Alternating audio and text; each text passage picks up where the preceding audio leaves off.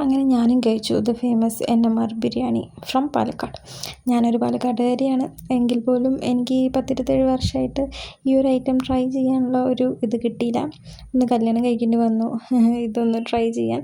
So ഞാനും ഹസ്ബൻഡും പാലക്കാട് ഒരു ആവശ്യത്തിന് പോയപ്പോൾ ഇവിടെ പോയി കഴിച്ചതാണ് കേട്ടോ. അപ്പോൾ ഇത് പാലക്കാട് ജില്ലാ ഹോസ്പിറ്റലിൻ്റെ സൈഡിലൂടെ വഴി കൂടെ വേണം പോകാൻ. പിന്നെ NMRൻ്റെ മാപ്പ് ഇട്ടാൽ തന്നെ നമുക്ക് കിട്ടും. സോ നല്ല തിരക്കാവുകൊണ്ട് ഞങ്ങൾ എന്ത് ചെയ്തു, പാർസൽ വാങ്ങുക ചെയ്ത്. 10 മിനിറ്റിൽ പാർസൽ കിട്ടും.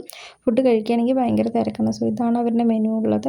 അപ്പോൾ നമ്മൾ ഫുഡ് വാങ്ങിയിട്ട് നേരെ വീട്ടിൽ പോയി കഴിക്കാമെന്ന് വെച്ചു. അപ്പോൾ പോണ വഴിക്ക് പൂള ചിപ്സ് ഉണ്ടായിരുന്നു. അപ്പോൾ അത് വാങ്ങി. എനിക്ക് 2 പേർക്കും ഇഷ്ടമാണ്. അപ്പോൾ ഇത്ര ക്വാണ്ടിറ്റിയാണ് കേട്ടോ ഉണ്ടാവുക.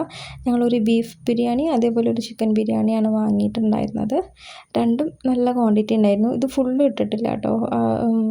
പ്ലേറ്റത്തെ നമ്മൾ പകുതി എടുത്തിട്ടുണ്ടായിരുന്നുള്ളൂ.